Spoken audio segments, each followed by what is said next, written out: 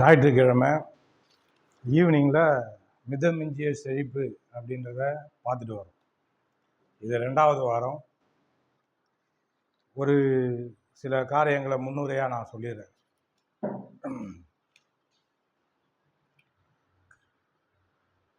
கர்த்தர் நம்ம நல்லா இருக்கணும் அப்படின்றத என்ன பண்ணுறாரு, விரும்புகிறார். நல்லா இருக்கணும். எவ்வளோ நல்லா இருக்கணும் அப்படின்றத அவர் எல்லையே வைக்கல. எவ்வளோ நல்லா இருக்கணும்னு விரும்புகிறாரு. எவ்வளோ அப்படின்னு கேட்டால் அவர் எல்லையே வைக்கல. நல்லா கவனிக்கணும் வார்த்தைகளை. எல்லையே வைக்கல. எல்லையே வைக்கலன்னா அப்போ நீங்களே என்ன பண்ணுங்க, யோசித்துக்குங்க. எல்லையே வைக்காம நம்மளை அழைச்சிருக்கிறாரு. நீ கேட்கறதுக்கும் வேண்டிக் கொள்றதுக்கும் மிகவும் அதிகமாக செய்கிறேன்னு வேதம் சொல்லுது. மிதமிஞ்சிய செழிப்புன்னு நான் வேணுன்ட்டே வச்சிருக்கிறேன். போன வாரம் பார்த்தோம். வேணுன்ட்டே அந்த தலைப்பை நான் வச்சிருக்கிறதுக்கான காரணம் என்னன்னா, செழிப்புன்னு பேசுகிறாங்க பாஸ்டங்கள்லாம், மதிப்புக்குரிய பாஸ்டங்கள்லாம் இருக்கிறாங்க. நான் அவங்கக்கிட்ட தான் கற்றுருக்கேன் செழிப்பினுடைய உபதேசத்தை. உபதேசம்ன்றதை விட அது லைஃப் ஸ்டைலு. அது உபதேசம்னு சொல்கிறாங்க. செழிப்பு உபதேசம் அது வாழ்க்கை முறை. கடவுள் மனுஷனை உண்டாக்கும் போது நீ இப்படி தான் இருக்கணும் அப்படின்ற ஒரு எண்ணத்தோட, நோக்கத்தோட, திட்டத்தோட உள்ள அவருடைய இருதயத்தின் ஆழத்திலிருந்து அவருடைய விருப்பத்தோடு என்ன பண்ணியிருக்காருன்னா, மனுஷனை உண்டாக்கும் போது அந்த அந்த இமேஜை வச்சு தான் உண்டாகிருக்கிறார். அளவுக்கு அதிகமாக ஆசைப்படுறீங்கல்ல, அளவுக்கு அதிகமாக ஆசைப்படுறது அது கடவுள்கிட்ட இருந்து வந்தது தான். ஹலோ,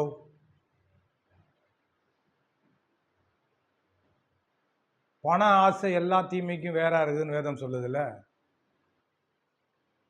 பண ஆசை வேற, ஆனால் பண தேவை வேற. அதிகமாக ஆசைப்படுறது, ஆசையே நல்லது தான். ஆசை நல்லதுன்னு யார் யார் சொல்றீங்க?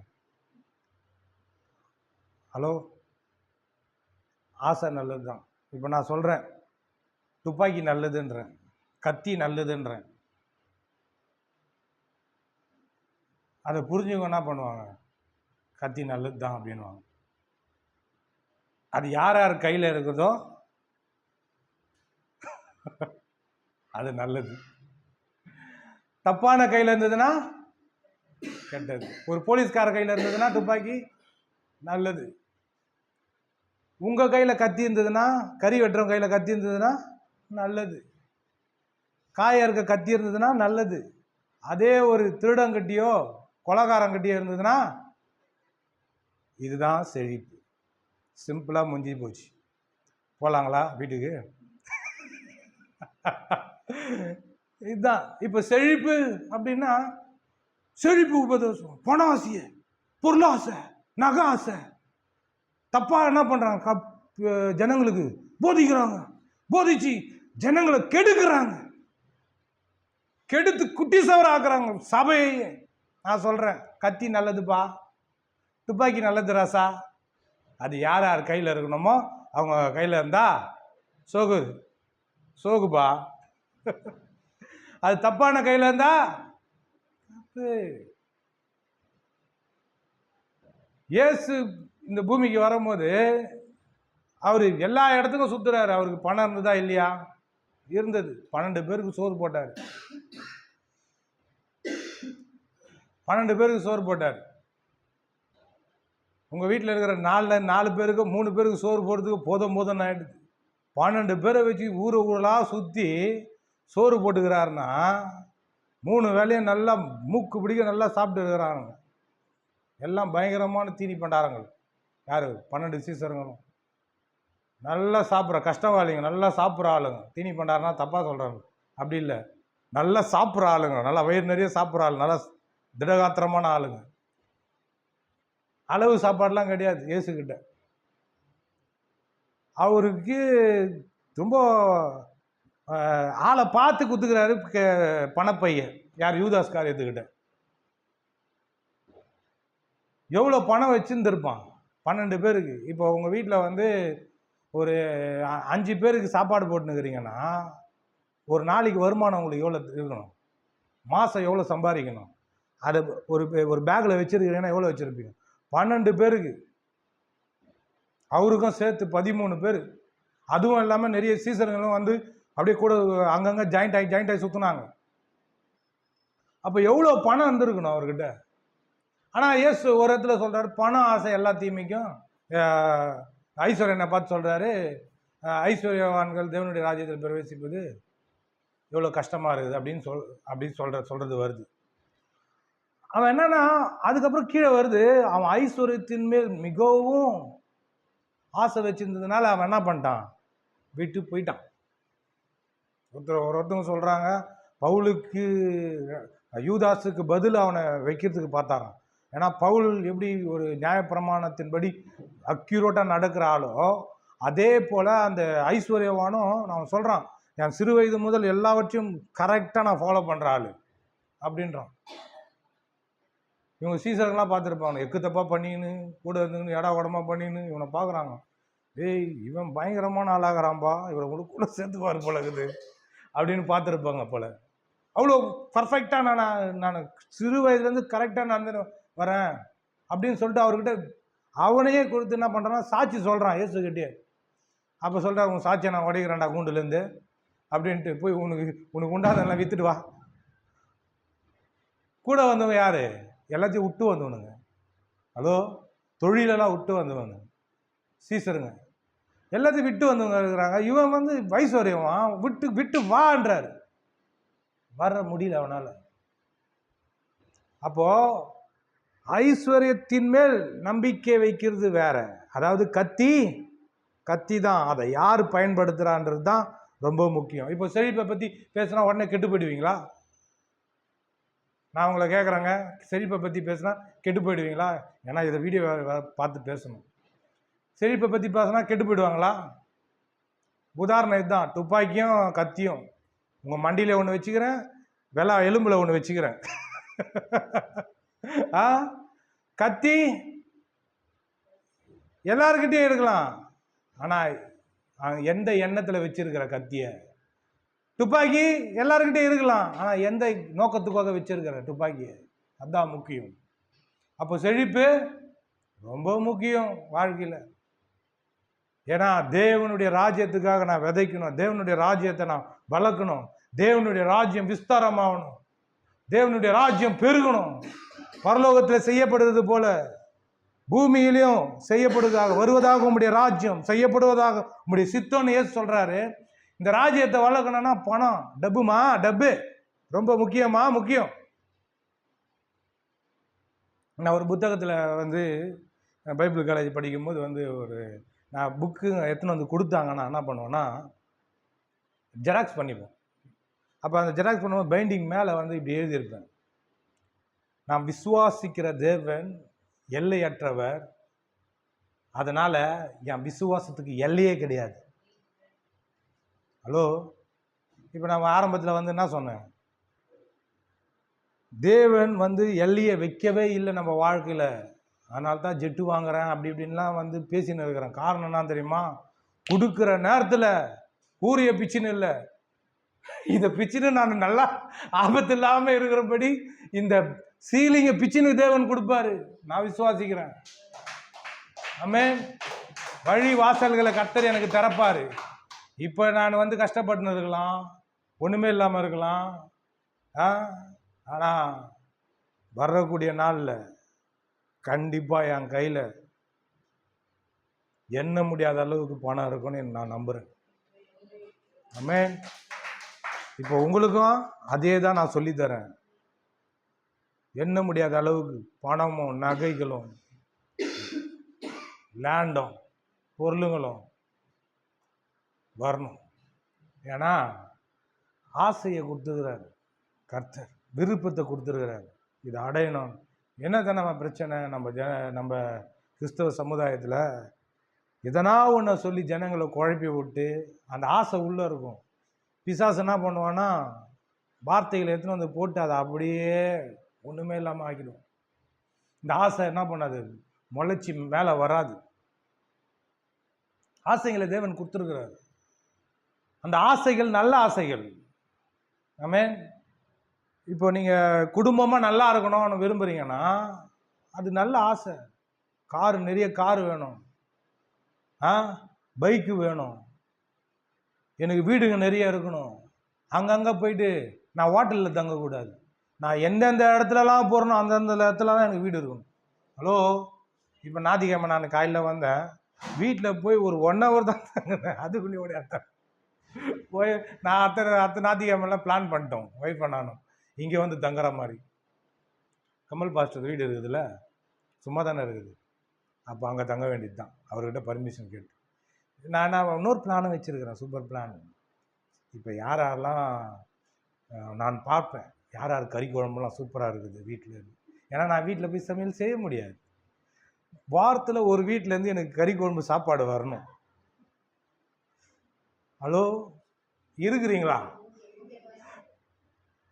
ஒரு ஞாயிற்றுக்கிழமை நான் இங்கே இருக்க போகிறேன். ஏன்னா நான் போயிட்டு 26 கிலோமீட்ரு போகிறதுக்கு, 26 கிலோமீட்டர் வருது, 26 கிலோமீட்டர், 52 கிலோமீட்டர்.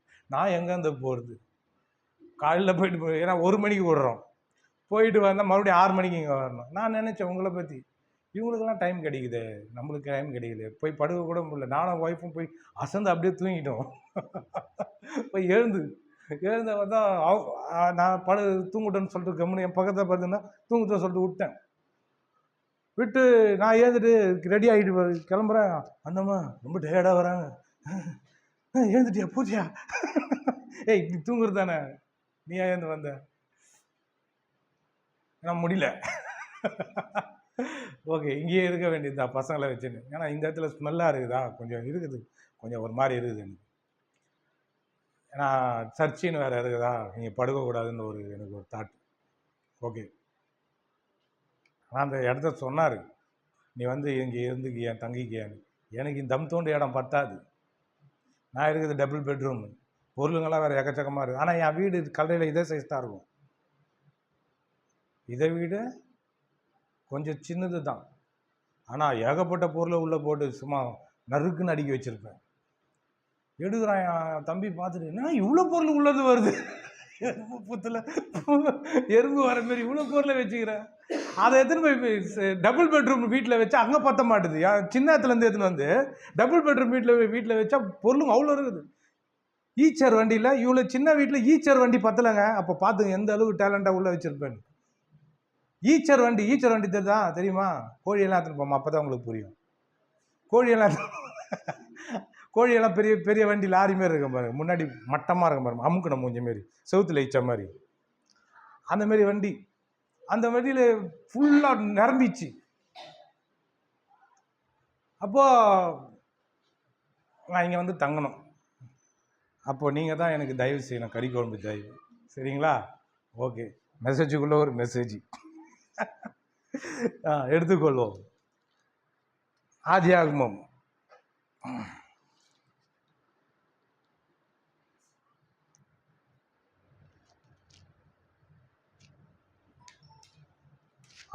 2ஆம் அதிகாரம்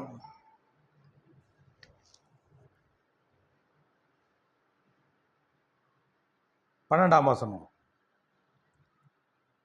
சீக்கிரம் வாசிப்போம்.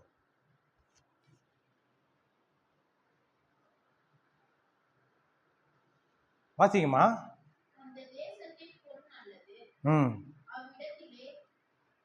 இல்லை, 11:12. சாரி, 11:12. ஆதியாகமம் 2ஆம் அதிகாரம் 11ஆம் வசனம் 12ஆம் வசனம்.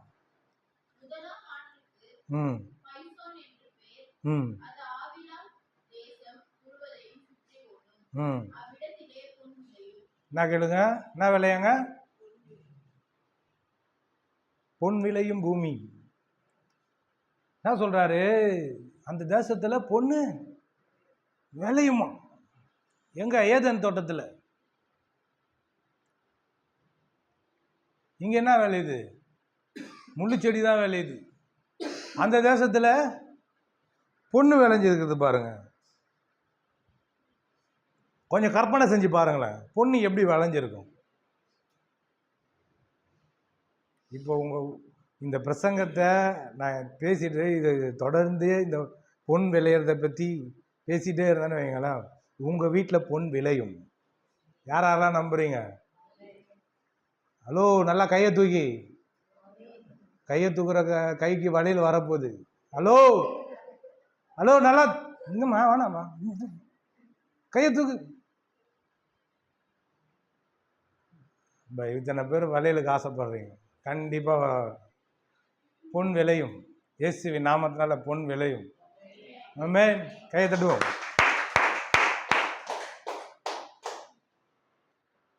அந்த தேசத்தில் பொன் விளையும்னா கர்த்தர் என்ன பண்ணியிருக்கிறாரு, அந்த ஏதேன் தோட்டத்தில் பொண்ணை விளைய வச்சிருக்கிறார். மரம் செடி கொடி வளர்ந்தது மாதிரி பொண்ணு விளைஞ்சிருக்குது. அப்போ எந்த அளவுக்கு மைண்டை பார்த்துங்க, ஆண்டவருடைய மைண்டை. இப்போ என்ன பண்ணுறாங்கன்னா, அந்த பாவம் செஞ்சதுனால அந்த பொண்ணு விளையிறதுலாம் நின்று போச்சு போல். விளைஞ்ச பொண்ணை தான் என்ன பண்ணுறானுங்க, வெட்டி ஜல்ச்சி எடுத்துகிட்டு வந்து அழகழகாக என்ன பண்ணுறாங்க, நகை செஞ்சுன்னு இருக்காங்க. கேட்குறீங்களா? கொஞ்சம் பொண்ணு விளைஞ்சிருந்ததுன்னா கொஞ்சம் கற்பனை பண்ணி பாருங்களேன். இப்போ பச்சை பசேல்னு இருக்குது இல்லை, அப்போது ஏதேன் தோட்டத்தில் கோல்டாக இருந்திருக்கும். அதை மெரிச்சு நடந்திருப்பான். ஆதாமும் ஏவாளும் 2 பேரும் நடந்திருப்பாங்க. நான் ஒரு இடத்துல வந்து ஒரு சர்ச்சில் வந்து இப்படி சொல்கிறேன், ஒரு காலத்தில் கர்த்தர் என்னை உயர்த்தும் போது என் சர்ச் படிக்கட்டில் வந்து பொண்ணு தங்கத்தை வச்சு படிக்கட்டில் என்ன பண்ணணும், தகடாக்கி படிக்கட்டில் நடந்து வரணும். ஜனங்க செருப்பு காலோட மெரிச்சின்னு வரணும். ஹலோ, செருப்பு காலோட மெரிச்சின்னு வரணும். இதான் எனக்கு இன்னொரு தரிசனம். இது அவன் பாத்ரூமே வந்து டாய்லெட்டு போடுற அந்த இதுவே வந்து தங்கத்தில் செஞ்சு வச்சுக்கிறான், ஜெட்டை தங்கத்தில் செஞ்சு வச்சுக்கிறான், காரை தங்கத்தில் செஞ்சு வச்சுக்கிறான்.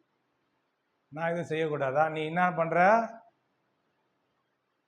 நீ ட்ராவல் பண்ணுறதெல்லாம் என்ன பண்ணியிருக்கிற, செஞ்சு வச்சுன்னு இருக்கிற தங்கத்தில். நான் என்ன சொல்கிறேன்னா, அதை செருப்பு காலோட மெரிச்சு நீ உயர்தா பார்க்குறத நான் என்ன பண்ணோம், செருப்பை வச்சு மெரிச்சு மட்டமாக ஆகணும். ஆமே. அப்போ பொண்ணு வேலையனா மெரிச்சிருப்பாங்களா, மெரிச்சிருக்க மாட்டாங்களா? யாரெல்லாம் இருக்கிறீங்க? ஹலோ, நம்ம என்ன பண்ணுறோம், எடுத்து மேலே மாட்டிக்கிட்டு சிக்கி சிக்கி சிக்கி சிக்கி செக்க செக்க செக்க செக்க சிக்கி சிக்கி சிக்கி சிக்கி. நல்லதா? பொண்ணு ஆபரணங்களை தரிப்பிக்கணும்னு ஆண்டவர் சொல்கிறார், நல்லது தான். அப்போ வருவாங்க, சபைக்கு வருவாங்க ஏழ்மையானவங்க, இல்லாதப்பட்டவங்க. வரும்போது அதை மெரிக்கும் போது அவங்களுக்குள்ள ஒரு ஃபீல் எப்படி இருக்கும்? ஹலோ, நான் நடக்காததெல்லாம் பேசினு இருக்கிறீங்க, எவ்வளோ நாள் தெரியும். சீரியஸாக பண்ணணும். நான் எனக்குள்ள வெறி, சீரியஸாக பண்ணும், பண்ணி காட்டணும். எத்தனை 18 படிக்கட்டு வச்சிடலாமா? எத்தனை படிக்கட்டோ சபையில் ஏறி வர இடமோ சரி, அது வந்து ஒரு தரையாக இருக்கட்டமோ சரி, அந்த இடத்துல ஒரு தங்கத்தை போட்டு நல்லா முழுவிட அறுத்து நல்லா உருகி மொழுவி ஜனங்க என்னென்னத்தையும் மெரிச்சின்னு வரட்டும், பரவாயில்ல. ஆமே. அப்போ வந்து பொண்ணு விளையும் அப்படின்றாரு. அப்போ கர்த்தருடைய எண்ணம் எப்படி இருக்குது பாருங்க.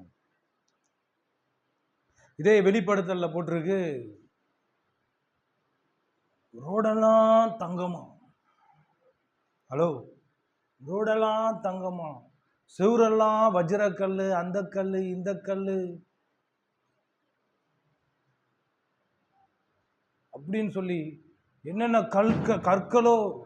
இப்போ என்ன பண்ணுறாங்க, கேஏஜி டைல்ஸ் பேர் இல்லை, என்னது அது சொல்லுங்களேன். பேர் இல்லை, அட்வர்டைஸ்மெண்ட்டே பார்த்தது இல்லையா நீங்கள்?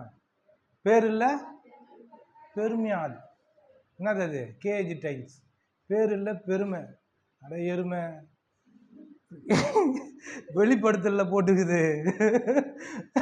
நீ என்ன பண்ணுற? கலர் கலராக ஏதோ ஏதோ சாயத்தை போட்டு ஸ்டைல்ஸாக போட்டி பேர் இல்லை பெருமைன்ற. இங்கே பார்த்தா ஒரிஜினல் வைடூரியம் கல், அந்த கல், இந்த கல்லுன்னு சொல்லி செவுத்துல ஓட்ட வச்சுக்கிறாராம் கர்த்தர். இது பெருமையா அது பெருமையா? இதுதான் பெருமை. அவனுக்கு தெரியாது போல அந்த எருமைக்கு. இதை சொல்றதுக்கு ஒரு ஆளு பேர் இல்லை பெருமை அப்படின்னு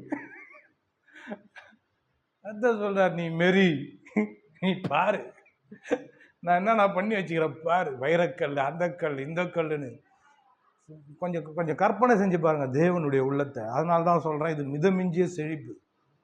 ஆமென். வெறும் செழிப்பு கிடையாது, அது மிதமிஞ்சிய செழிப்பு. அதெல்லாம் செழிக்கணும்னு இப்போ ஆசை வருது. இன்னும் ஆசை வர வைக்கிறேன். இல்லாத ஆசையை வெளியே எடுத்துன்னு வந்து உங்க கண்ணு முன்னாடி காட்டி அது மேல ஆசை வர வைக்கிறேன். ஆமென். நான் பாருங்க, இந்த காரியங்கள்லாம் வந்து எனக்கு கொஞ்சம் டைம் இல்லை. அநேக காரியங்கள் இருக்கு, ஆண்டவருடைய காரியங்கள். மிதமிஞ்சிய செழிப்புனா அது கர்த்தருடைய கடவுள். கடவுள்னா என்ன அர்த்தம்? எல்கையே இல்லாதவர். அவர் எல்லையை போட்டு வைக்க முடியாது. அவரை எல்கைக்கு அடங்காத தேவன். ஒரு ஒரு ஒரு இதை போட்டு அவரை என்ன பண்ண முடியாது, சுருக்க முடியாது. நம்ம அவருடைய பிள்ளைங்க, அவருடைய பிள்ளைங்க. நீ போய் இந்த கேள்வியெல்லாம் கேட்குறானுங்க பாருங்க. பாஸ்டர் இந்த மாதிரி வாங்கலாமா, அந்த மாதிரி வாங்கலாமா, இந்த மாதிரி இருக்கலாமா, இவ்வளோ வசதி தேவையா, இந்த மாதிரி பண்ணோமா? நம்ம பண்ணால் கூட கேட்பானுங்க, தங்கத்தில் படிக்கட்டு தேவையா, சபைக்கு தேவையா அப்படின்னு. நீ போய் உலகத்தானுக்கிட்ட கேள்வி கேட்கல, நராக்குன்னு கொட்டுவான். கேள்வி போய் கேள்வி. அவன் ஜெட்டு வச்சுக்கிறான், இது பாத்ரூமில் வந்து அந்த லெட்டின் போகிற இடத்தையே வந்து தங்கத்தில் போட்டு வச்சுக்கிறான். நீ போய் அவங்ககிட்ட கேள்வி கேட்க மாட்டானுங்க பாருங்க. இது எலான் மஸ்க் அந்த மாதிரி பெரிய பெரிய பணக்காரங்க உலகத்தில் அதிகமான பணத்தை வச்சுன்னு இருக்கிறாங்க. பணம் கொழுத்து போய் கிடக்குது. இதெல்லாம் யாருது? ஒருத்தங்கிட்ட இருக்கு நம்ம பார்க்குறாரு கர்த்தர். ஹலோ, அவனுக்கும் நம்மள மாதிரியே எத்தனை கிராம் மூளை, எத்தனை கிராம்னு தெரில எனக்கு. வேறு நம்ம மூளையை சாப்பிட்டு தான் பழக்கம், கிராம் வச்சுலாம் பழக்கம் கிடையாது. நம்மள மாதிரியே அவனுக்கும் நேரமும் காலமும் எல்லாம் ஒன்று தான். அவங்கிட்ட மட்டும் எப்படி அவ்வளோ பணம் வந்தது? நம்மளை போல தானே இருக்கிறான். ஹலோ, எனக்கு அதான் கேள்வி பாருங்க. நம்மளை போல தானே இருக்கிறான். என்ன வித்தியாசம்னா, இந்த உலகத்தை குறித்தும் தன்னை குறித்தும் புரிந்து கொள்ளுதான் தான் வித்தியாசம். ஹலோ, என்ன புரிஞ்சுக்கிறோம்? நம்மளை போலவே தான் அவங்களும் இருக்கிறாங்க. நம்மளை போலவே யோசிக்கிறாங்க, பேசுகிறாங்க, பார்க்குறாங்க, எல்லாம் பண்ணுறாங்க. அப்போ வித்தியாசமாக இருக்கிறதுக்கான காரணம் என்ன? புரிந்து கொள்ளுதல் தான். இருக்கிறீங்களா? புரிந்து கொள்ளுதல் தான். அப்போ இயேசு வந்து 5000 பேரை போதிச்சிட்டார்ல, 5000 பேரை போதிச்சிட்டார். மிச்சம் எத்தனை கூட எடுத்தாங்க? 12 கூட எடுத்தாங்க இல்லையா? திராட்சை ரசம் அதை எடுத்து வாசிப்போம். லூக்கா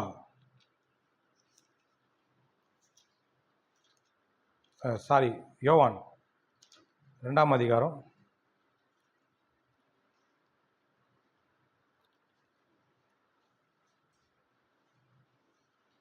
1 3ஆம் நாளிலே கலிலேயாவில் உள்ள கானா ஊரிலே ஒரு கல்யாணம் நடந்தது. இயேசுவின் தாயும் அங்கே இருந்தால். இயேசுவும் அவருடைய சீசரும் அந்த கல்யாணத்துக்கு அழைக்கப்பட்டிருந்தார்கள். திராட்சரசம் குறைவுபட்ட போது இயேசுவின் தாய் அவரை நோக்கி, அவர்களுக்கு திராட்சரசம் இல்லை என்றால். அதற்கு இயேசு, ஸ்திரீயே, எனக்கும் உனக்கும் என்ன? என் வேலை இன்னும் வரவில்லை என்றார்.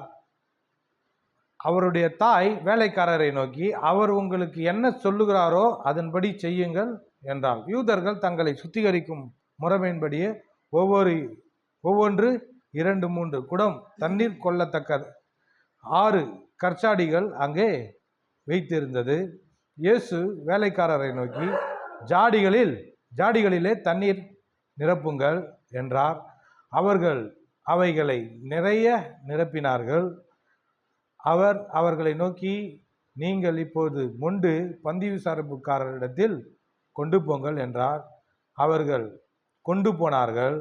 அந்த திராட்சரசம் எங்கே இருந்து வந்தது என்று தண்ணீரை மொண்ட வேலைக்காரருக்கு தெரிந்ததே அன்றி பந்தி விசாரிப்புக்காரனுக்கு தெரியாததினால் அவன் திராட்சரசமாய் மாறின தண்ணீரை ருசி பார்த்தபோது மணவாளனை அழைத்து, எந்த மனுஷனும் முன்பு நல்ல திராட்சரசத்தை கொடுத்து ஜனங்கள் திருப்தி அடைந்த பின்பு ருசி குறைந்ததை கொடுப்பான். நீரோ நல்ல ரசத்தை இதுவரைக்கும் வைத்திருந்தீரே என்றான். இவ்விதமாக இயேசு இந்த முதலாம் அற்புதத்தை கலிலேயாவில் உள்ள கானா ஊரில் செய்து தம்முடைய மகிமையை வெளிப்படுத்தினார். அவருடைய சீசர்கள் அவரிடத்தில் விசுவாசம் வைத்தார்கள். இங்கே ஒரு காரியத்தை நான் சொல்கிறேன்.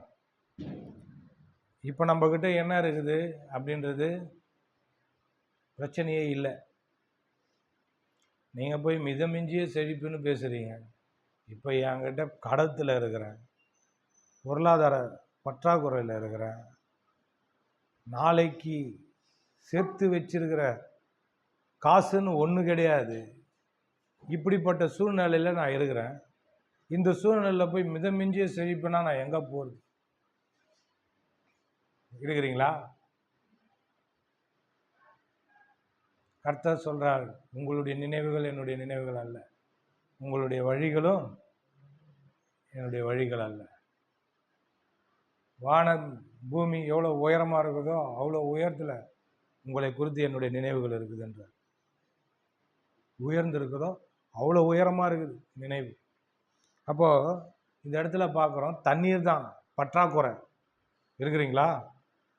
பற்றாக்குறை தீர்ந்துச்சு.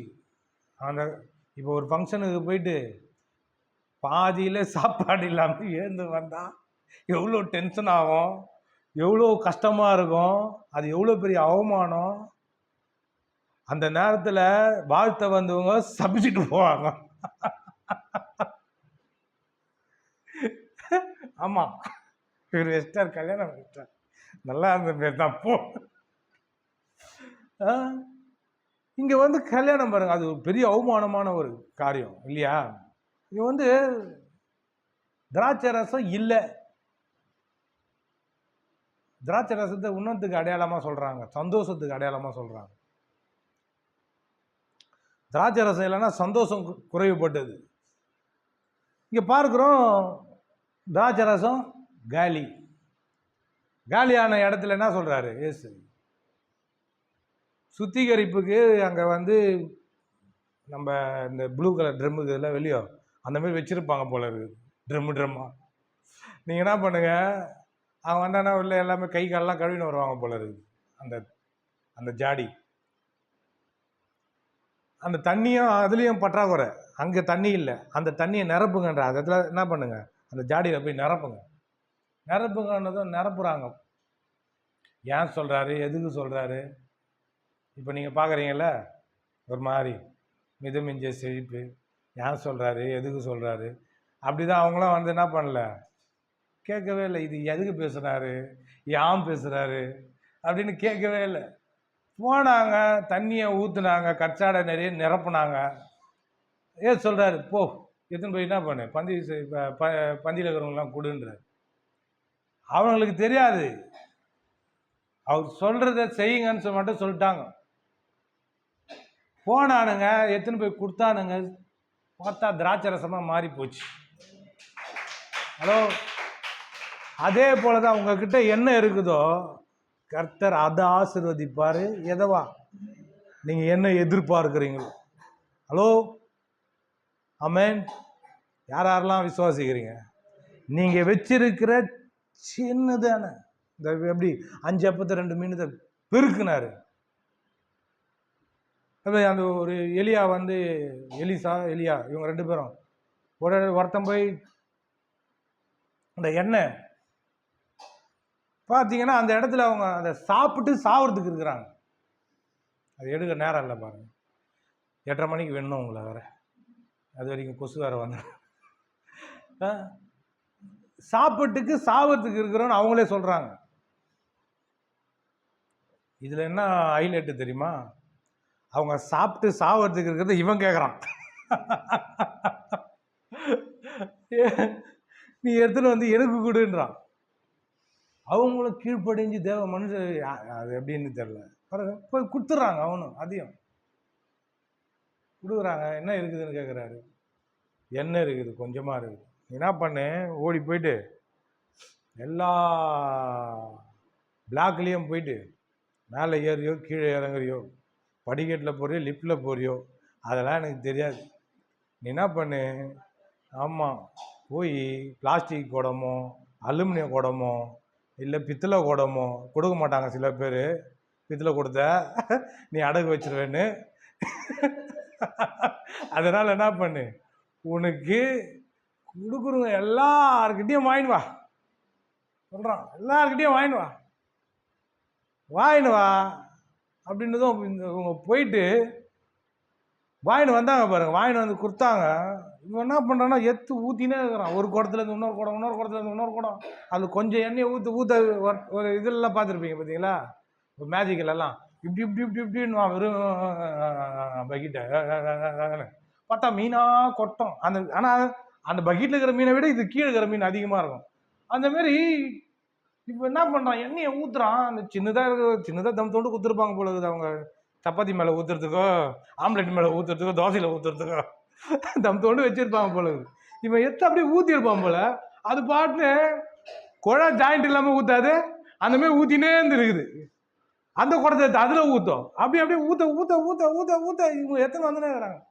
அப்புறமா கேட்குறாரு, ஊற்றி டயர்ட் ஆகிட்டு சொல்கிறாங்க, குடம் எங்கே காணோம்? அவள் தான் தீர்ந்துச்சு. ஆனால் எண்ணெய் தீரல. ஹலோ, ஆமே, எண்ணெய் தீரல. குடம் தீர்ந்ததுனால எண்ணெய் நின்று போச்சு. அதே போல் தான் கர்த்தர் சொல்கிறாரு, இருக்கிறதுல என்ன பண்ணு, கர்த்தருக்கு ஸ்தோத்திரத்தை செலுத்து. ஆமே, இருக்கிறதுல என்ன பண்ணு, கர்த்தருக்கு நன்றியை சொல்லு. எப்படி பெருக்கம் வரும்? எப்படி செழிப்பு வரும்? ஏசு சொல்றாரு, சின்னதுல உண்மையா இருந்தான் பெருசுல ஒன்று அதிகாரத்தையா வைப்பேன். இப்போ நீ சின்னதா இதை கொடுத்தீங்களா ஆண்டவரை, இதுக்கு ஸ்தோத்திரம், நன்றி. அந்த ஏசு பாருங்க, 5 அப்பத்தையும் 2 மீனையும் எடுத்து ஸ்தோத்திரம் பண்றாரு. அவர் இல்லைன்னு புலம்பல. ஐயோ இத்தனை பேர் வந்துக்கிறாங்க, இத்தனை பேருக்கு இந்த 5 அப்பமா 2 மீன் எங்க, ஐயோ அப்படின்னு பிதாவை பார்த்து எதுவுமே சொல்லாது. இதை எடுத்து அப்படியே ஸ்தோத்திரம் பண்ணி பிட்டு போடுறாரு. நிரம்புது. இந்த மாதிரியான அற்புதமோ அதிசயமோ நம்மளுடைய வாழ்க்கையில இயேசுவின் நாமத்தினால நடக்கும். ஆமென், நடக்கும். இதுலேருந்து ஒன்று தெரிஞ்சுக்கணும் பாருங்க. அந்த சின்னதுல உண்மை இல்லைன்னா யாரை நம்பி நம்மளுக்கு கொடுப்பாரு? எதை நம்பி கொடுப்பாரு? இந்த சின்னதுல உண்மையா இல்லைன்னா இருக்கிற இந்த நோய் வருது வேணாம். இருக்கிற ஒரு குழந்தைய வச்சு உனக்கு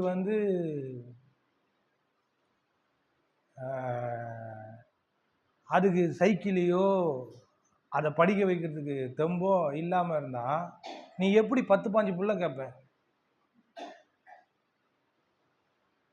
ஒரு குழந்தைய உருப்படியா வளர்த்துக்கிறதுக்கு அதுக்கு நன்றி சொல்லல, அதுக்கு இது பண்ணலன்னா எப்படி?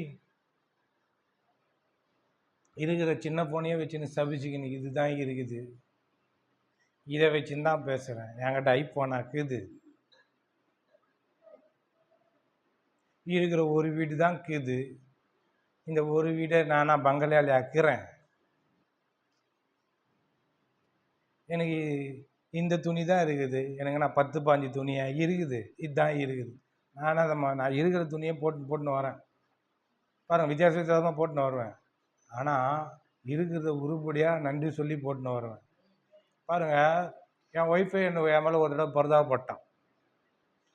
ஏன்னா பேண்ட்டு கிண்டு வாங்கிக்கிங்க, பனின்னு கிண்டு வாங்கிக்கிங்க, போட்டுதையே போட்டுன்னு இருக்கிறிய, பாவமாகுது உன்னை பார்த்தா அப்படின்ற மாதிரி எனக்கு சொன்னான்.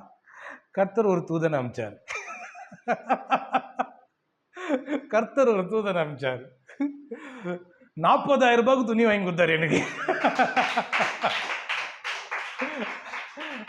இருக்கிறத ஒழுங்கா உருப்படியா போட்டு கத்தாவே எனக்கு இதை கொடுத்தது அம்மனமா தெரிய விடாம எனக்கு இதை கொடுத்தது. ஸ்தோத்திரம்பா. இது ஒழுங்கா போடு பாருங்க. எங்கெங்க வந்தாரு பார்த்தீங்கன்னா, என் ஃப்ரெண்டுக்கு வாங்கி கொடுத்தாரு, எனக்கு வாங்கி கொடுத்தாரு, என் பிள்ளைங்களுக்கு வாங்கி கொடுத்தாரு, எல்லாருக்கும் வாங்கி கொடுத்து போடுற ட்ரெஸ் எல்லாம் நான் அது வரைக்கும் நான் அந்த ரேட்டுக்கு நான் போட்டதே கிடையாது. 2,500 ரூபாய் சட்டை, 3,000 ரூபாய் பேண்ட்டு போட்டதே கிடையாது. அவனும் போட்டது கிடையாது. அவன் சொல்கிறான், அவன் 2 பேருக்கும் 30,000 ரூபாய்க்கு வாங்கி கொடுத்துட்டாரு. ட்ரெஸ் 60,000 ரூபாய்க்கு பர்ச்சேஸ் பண்ணிட்டோம். பர்ச்சேஸ் பண்ணிட்டு எங்களாலேயே ஜீர்ணிக்க முடியல. ஐயோ, இது இருந்தால் எங்களுக்கு ஒரு 10,000 ரூபாய்க்கு இருந்தால் 500 ரூபாய் பேண்ட்டு 4-5 வாங்கியிருப்போம். இந்த 3,000 ரூபாய் பேண்ட்டுக்கு 4 பேண்ட் வாங்கியிருப்போம். ஒரு பேண்ட்டில் சொல்லுறாங்க அப்படின்னா, கொடுக்குறத வாங்கிக்கோ. அவர் அந்த கடைக்கெல்லாம் வர மாட்டார், ரோட்டு கடைக்கெல்லாம் வர மாட்டார். அவர் ஃபுல்லாக மாலில் தான் வாங்குவார். என்ன பண்ணு, வாங்கிக்கோ. வாங்கணும் பாருங்க. வாங்கினா இப்போ இது போட்டுறது கூட கொஞ்சம் ரேட்டு தான்.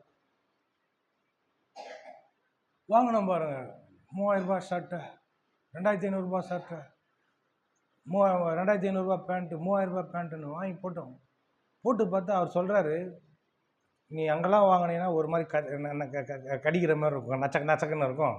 நீ இதை போட்டு பார்த்தீங்கன்னா நல்லா சூப்பராக இருக்கும், இப்போ ஃபீல் பண்ணுறதுக்கு நல்லாயிருக்கும். அவர் சொல்கிறார். அவன் தலையாட்டினே கேட்குறான், நானும் அங்கே ஃபீல் பண்ணுற மாதிரி நான் வாங்கிக்குவேன், நீங்கள் என்னத்துக்கு இவ்வளோ காசு கொடுத்தீங்க வாங்கி கொடுத்தீங்கன்றான். அதான் பார்த்தேன் நான். அது வாங்கி கொடுக்கும் போதெல்லாம் என்னுடைய எண்ணம் ஃபுல்லாக கர்த்தரத்தில் தான் இருந்தது. மேன் பாருங்கள், நான் போட்டதே கிடையாது, நான் பார்த்துருக்குறேன், ஆனால் போட்டது கிடையாது. ஆனால் கர்த்தர் என்ன பண்ணார், அந்த தூதனை அனுப்பிச்சு வாங்கி கொடுத்தார். மேன் அதுலேயும் இல்லாமல் இந்த சாட்சியம் போகிற போக்கில் நான் சொல்லிடுறேன், ஒரு 5 நிமிஷம் தான் இருக்குது. பாருங்கள், நான் வந்து கொஞ்சம் உணர்ச்சி வசப்படுற ஆள். இப்போ தான் கொஞ்சம் ஆண்டவர் என்னை வந்து கொஞ்சம் அந்த உணர்ச்சி வசப்படுறதெல்லாம் கொஞ்சம் அப்படியே கொஞ்சம் கண்ட்ரோல் பண்ணி என்னை கொண்டு வரார். அதனால என்ன ஆச்சுன்னா, நான் டக்குன்னு திட்டங்களை மாற்றினே இருப்பேன். எதனா ஒன்று பிடிக்கலன்னா, எதனா ஒரு ஆளை பிடிக்கலன்னா பேச மாட்டேன், பழக மாட்டேன், ரொம்ப வச்சுக்க மாட்டேன், டக்குன்னு முடிவு எடுத்துருவேன். அதேமாதிரி ஒரு இடத்துல எதனா ஒன்று இது ஆச்சுன்னா டக்குன்னு முடிவு எடுத்துருவேன், வரமாட்டேன், போக மாட்டேன்.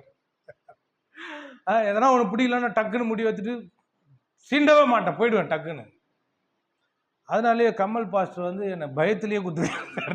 எங்கன்னா விட்டு எதனா கோவப்பட்டார் டக்குன்னு போயிடுவார். அப்படியே இந்த பயத்தில் கொடுத்த ஆளுங்க என் ஃப்ரெண்டுங்களே கம்ப்ளைண்ட் பண்ணிக்கிறானுங்க அவர்கிட்ட. ஆமாம், ஒரு இடத்துல உருப்படியாக இருக்க மாட்டான், அவங்ககிட்ட போய் நம்பியே குத்துக்கிற. நான் தான் ஒரு தீர்க்கதரிசி சொன்னதை வேணுன்ட்டு என்ன பண்ணேன், வீடியோ பதிவாக போட்டேன். எப்பவுமே எல்லா சமயத்துலையும் எல்லாரும் ஒரே மாதிரி இருக்க மாட்டாங்களே, கர்த்தர் மாற்றுவார். நம்ம என்ன பண்ணுறோன்னா, அவங்களுக்குள்ள கர்த்தர் என்ன பேசுகிறாரு, அவங்க என்ன முடிவெடுக்கிறாங்க, என்ன சிந்திக்கிறாங்க, எந்த அளவுக்கு தங்களை மாற்றக்கூடிய அளவுக்கு அவங்க வந்து தங்களை ஆயத்தப்படுத்தி கொண்டு இருக்கிறாங்கன்றது நம்ம வெளிப்பிரகாரமாக பார்த்துட்டு என்ன பண்ணுவோம், அவங்க கட்சி வரைக்கும் அப்படி தான் இருப்போம் அப்படின்னு சொல்லி முத்திரை குத்திடுவாங்க. பச்சா நீ இப்படி தான் ஓ அப்படின்னு. நம்ம என்ன பண்ணுறோம், வெளிப்பிரகாரமாக பார்க்குறோம். கர்த்தர் உள்ளத்தை பார்க்குறாரு. ஆமென், உள்ளத்தை பார்க்குறாரு. அவர் உள்ளத்தை பார்த்து ஆராய்ஞ்சு அறிஞ்சிருக்கிறார். நான் எழுவதும் நான் அமர்வதும் எல்லாமே அறிந்திருக்கின்றேன். ஆமென். நம்ம என்ன பண்ணுறோன்னா வெளிப்புறமா அவங்களா அவங்க அப்படி தான் அப்படின்ற மாதிரி எல்லாம் நிறைய பேர் அப்படி தான் பார்ப்பாங்க. ஆனால் கர்த்தர் உள்ள மாற்றங்களை கொண்டு வந்துன்னே இருக்கார் ஒருத்தர். அதனால தான் காலத்துக்கு முன்னே என்ன பண்ணாதீங்க, தீர்ப்பு சொல்லாதீங்கன்னு வேதம் சொல்லுது. ஆனால் நான் டக்கு டக்குன்னு மாறுறாள்ல. ஆனால் கர்த்தர் கொஞ்சம் சில காரியங்களை வந்து எனக்குள்ளே வேலை செஞ்சுன்னே இருக்கிறேன். நான் இவ்வளோ தூரம் நிற்கிறேன், ஸ்டாண்ட் பண்ணி நிற்கிறேன்னா கர்த்தருடைய கிருபை. இப்போ கொஞ்சம் கொஞ்சமாக டெவலப் பண்ணினா வரோம் இந்த ஊழியத்தில். இப்போ ஈவினிங் வந்திருக்கிறோம் பாருங்கள், ஈவினிங் வந்திருக்கிறோம், இன்னும் ஒரு படி மேலெல்லாம் போகும், பைபிள் ஸ்டடியெல்லாம் போகும். இன்னும் நிறைய பேர் பேச மாட்டாரு, எங்களுக்கு இது பண்ண மாட்டாருன்னா நான் வந்து இங்கே உக்காந்துருவேன். வாங்க வாங்க வாங்க உட்காந்து பேசலாம், வாங்க வாங்க உட்காந்து பேசுவோம், வாங்க முடிய பிடிச்சி அச்சுப்போம் ஓடியாங்க அப்படின்னு சொல்லி வாங்க பேசுவோம். கொஞ்சம் இன்வால்மெண்ட் அதிகமாக கொடுக்கணும் பாருங்க. சின்னதில் உண்மையாக இருக்கும். நான் இல்லை யார பாருங்க புலம்புறது இல்லைன்னு குறை சொல்லின்னு இருக்குது. நான் இவ்வளோ நாள் என் வாழ்க்கையில் இந்த மாதிரி அனுபவிச்சுன்னு இருக்கிறேன். கர்த்தர் ஒரு நாளும் என்னை வந்து சந்திக்கல. இருக்கிறதுல கர்த்தருக்கு உண்மையாக அற்பமான ஆரம்பத்தை அசட்டை பண்ணாதீங்க. இந்த அதாவது கர்த்தர் வந்து வேணுன்ட்டு தான் வந்து உலகத்தில் இருக்கிற அறியாமையில் இருக்கிற ஜனங்களையும் பைத்தியங்களையும் தெரிந்து கொள்கிறாங்க. ஏன்னா அவங்க இடத்துலேருந்து தான் மகிமை தேவனுக்கு போகும். இருக்கிறவனை கூப்பிட்டு மகிமை வராது, அவன் கொடுக்க மாட்டான். ஏன்னா அவனுக்கு மகிமையை தேடுவான். இல்லாத நம்மக்கிட்ட தான் கர்த்தர் மகிமையை எதிர்பார்க்குறார். ஆமென். உங்கள் வாழ்க்கையை மகிமைப்படுத்தணும்னு கர்த்தர் விரும்புகிறார். இப்போ ஒரு அதிர்ச்சியை கொடுக்க போகிறேன் உங்களுக்கு, பேர் அதிர்ச்சியாக இருக்க போகுது. இப்போ கரகுர தூக்கெல்லாம் தெளிய போகுது பாருங்கள். இது வரைக்கும் செழிப்பை, அதாவது மிதமிஞ்சிய செழிப்பை பார்த்து, இப்போ விசுவாசத்தை பற்றி பார்க்க போகிறோம். 1 hour கப்புன்னு ஆகிடுவாங்க. முடிச்சிடுறேன். நீ விசுவாசித்தால் தேவனுடைய மகிமையை பார்ப்ப. கர்த்தர் சொல்றார், நீ விசுவாசித்தால் தேவனுடைய மகிமையை பார்ப்ப. அங்கே பார்த்தீங்கன்னா லாசரு செத்து 4 நாள் ஆயிடுச்சு. ஆனால் வேணுன்ட்டு அங்கே இருக்கிறார், வேணுன்ட்டே இருக்கிறார் அவர் இடத்துல. கேட்டதுக்கு என்னதம்மா சொல்கிறாரு? நெக்கலா பதில் சொல்கிறார். எஸ், பார்க்கலாமா? அதை பார்த்துட்டு முடிச்சிருவோமா? 11ஆம் அதிகாரம்.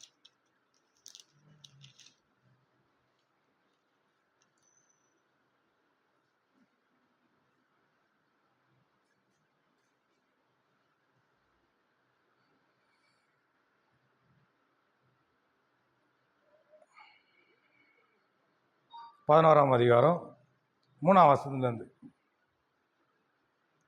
அப்போது அவனுடைய சகோதரிகள், ஆண்டவரே, நீர் சிநேகிக்கிறவன் வியாதியாய் இருக்கிறான் என்று சொல்ல அவரிடத்திற்கு ஆள் அனுப்பினார்கள். இயேசு அதை கேட்டபோது, இந்த வியாதி மரணத்துக்கு ஏதுவாயிராமல் தேவனுடைய மகிமை விளங்குவதற்கு ஏதுவாயிருக்கிறது, தேவனுடைய குமாரனும் அதனால் மகிமைப்படுவார். அங்கே சுச்சுவேஷன் எப்படிங்க? வியாதியாக இருக்கிறான், பார்க்க போனால் செத்துட்டான். இப்போ சூழ்நிலை எப்படி இருக்குது நம்மளுடைய வாழ்க்கையில்? நம்ம வாழ்க்கையில் எப்படி இருக்குதுங்க? பர்ஸ் நிறைய பணமாக இருக்குது, பீரோ நிறைய நகையாக இருக்குது, பேங்க் நிறைய பேலன்ஸாக இருக்குது. அதை தான் சொல்கிறாரு. ஹலோ, இந்த மரணத்தை அப்படி பாருங்க, சொல்கிறாரு பாருங்க. இயேசு அதை கேட்டபோது, உங்கள் பேரெலாம் நான் சொல்லுவேன், அப்படியே பேசிடுறேன் நான், பொதுவாக ஒட்டு மொத்தமாக என் பேரை பற்றி பேசுகிறார் அப்படின்னு சொல்லி வர கோச்சிப்பீங்க. கமல் பாட்ச சர்ச்சில் இருக்கிற ஜனங்கள் பேசுகிறதை கேட்டபொழுது, இயேசு கேட்டபொழுது, அப்படி பண்ணலாம். 4வது வசனம். இயேசு கேட்டபொழுது, இந்த வியாதி, இந்த இடத்துல இந்த குறை, இந்த குறை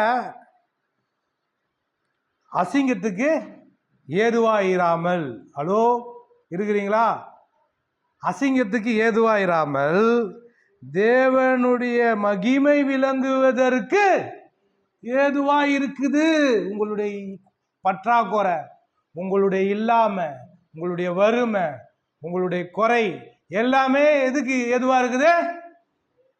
தேவனுடைய மகிமைக்கு ஏதுவா இருக்குது.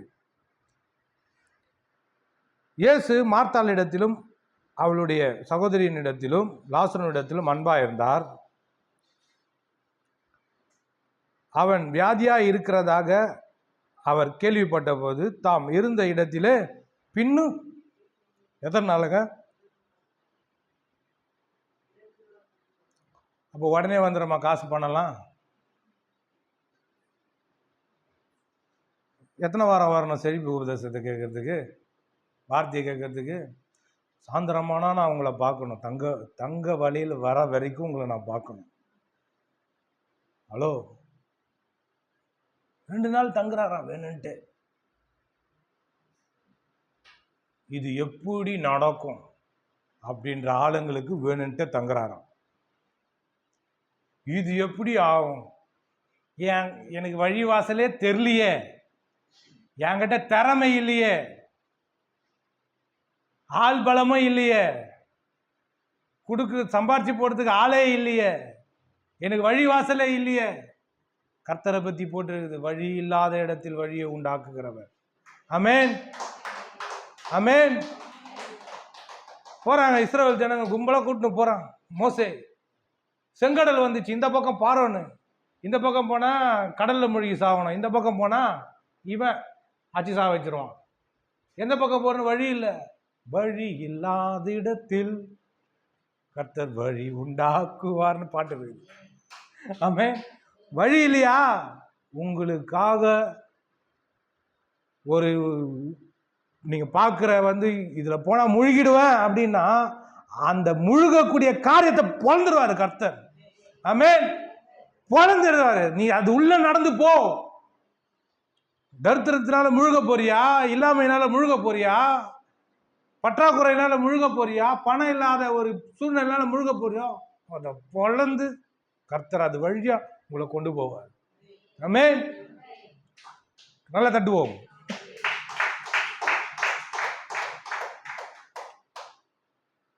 பழகிறது கர்த்தருடைய வேலை.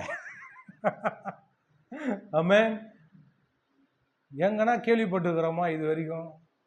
ஒரே ஒரு இடத்துல சரித்திரத்துல ஒரே ஒரு இடத்துல சமுத்திரம் 2 பொளந்தது.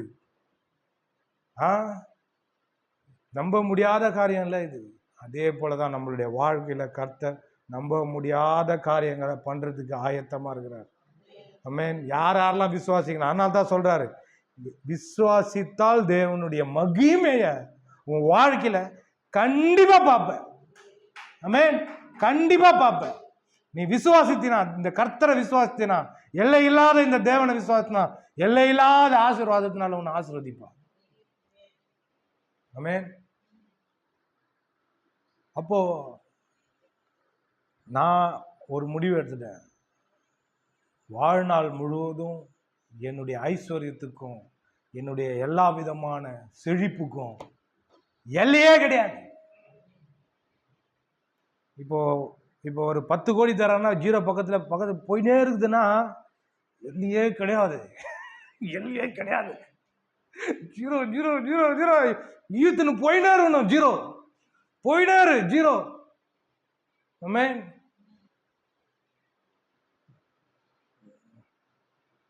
விசுவாசிக்கிறவர் இன்னார் என்று அறிவேன் நான்.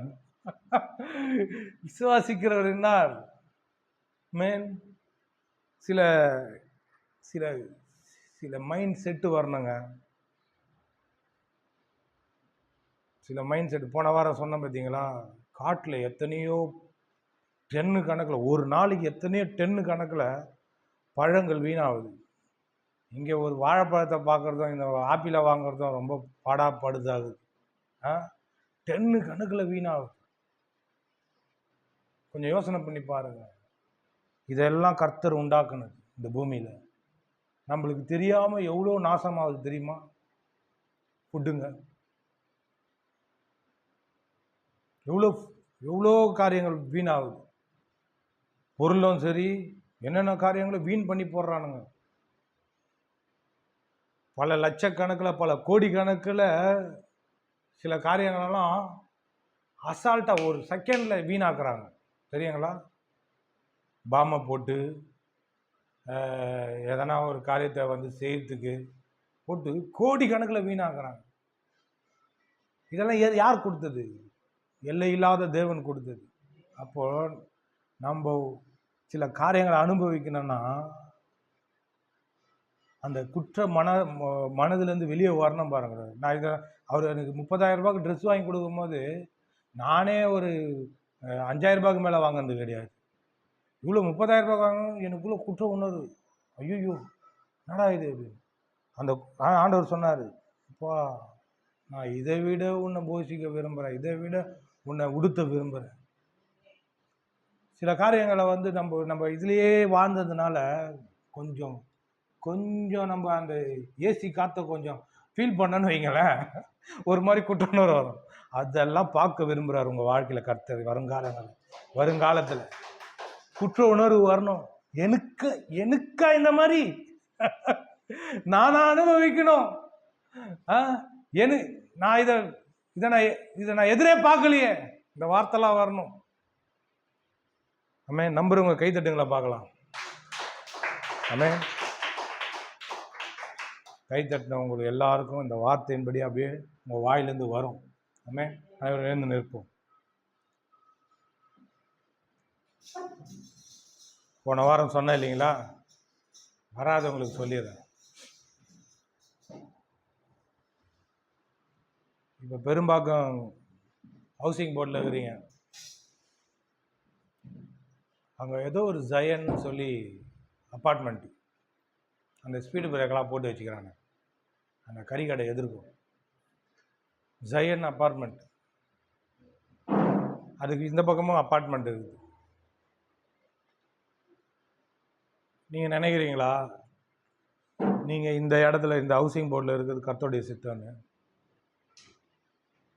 ஹலோ, பவுல் சொல்கிறாரு, குமாரனையே தந்தவர் மற்ற எல்லாவற்றையும் அருளாதிருப்பது எப்படி? ஒன்று தெரியுங்களா? செழிப்பை பற்றி உங்களுக்குன்னு கருத்தை கொடுக்குறதுன்னு அவர்கிட்ட ஒன்றுமே இல்லைங்க. தான் உண்மை. உங்களுக்குன்னு கொடுக்கறதுக்கு அவர்கிட்ட எதுவுமே கிடையாது. எம்டியாக இருக்கிறாரு. நீங்கள் கேட்டீங்கன்னு வச்சுங்க, எல்லாத்தையும் கொடுத்துட்டேன்றாரு. இது வெளிப்பாடு. இந்த அறிவு இருந்ததுன்னு வைங்களேன், நிறைய ஆசைப்படுவீங்க, நிறைய அடைவீங்க. அவர் சொல்கிறாரு, என்கிட்ட ஒன்றுமே இல்லை, எல்லாத்தையும் நான் கொடுத்துட்டேன். பூமியை கொடுத்துட்டேன், என் குமாரனையே கொடுத்துட்டேன், எல்லாத்தையும் கொடுத்துட்டேன். இப்போ என்ன பண்ணேன்னா விசுவாசத்தினால எல்லாம் முன்னாடி வந்து பெற்றுக்கொள்ளணும். அதுக்கு இந்த மைண்டெல்லாம் செட் ஆகணும். கடா கடா கடா கடா கடா கடைன்னு இந்த கியூபு மாதிரி அதை கரெக்டாக லைன் பண்ணணும். ஆமே. லைன் பண்ணி எல்லாத்தையும் செட் பண்ணணும். ஆமே. ஜோம் பண்ணணும். யாராவது ஜோம் பண்ணுறீங்களா? வந்து